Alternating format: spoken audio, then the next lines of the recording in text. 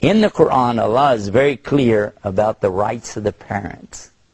It's so beautiful. If you just knew how important it is to give the rights to your parents, if you knew what would happen to you just to obey Allah on this one commandment, you could change your whole life.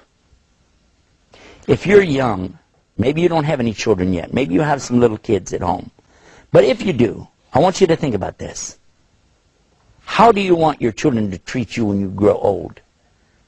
How do you want your children to treat you when you become a senior citizen, an elder? You want respect? You want dignity, honor? You want them to care for you? You want them to bring you things that you need? Even water is a mercy from Allah, isn't it? But look at this. I want somebody to take care of me when I get old. I need my children to look up to me. I need them to respect me. I need them to care for me. Yeah? So what's the best thing I can do? Islam teaches me that if I take care of my parents, then my children will take care of me the same way.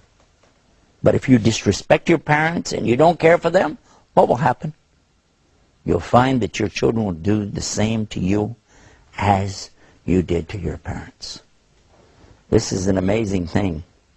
It happened to me, actually. One time my children were in the kitchen arguing about who should wash the dishes. I started to go to the door to ask them what's going on, but I knew if I did, they would just go like this.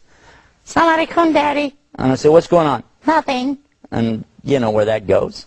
I said, well, and I saw my father sitting there. I went to my father, and I realized how many times he probably listened to me and my sisters argue about the same thing.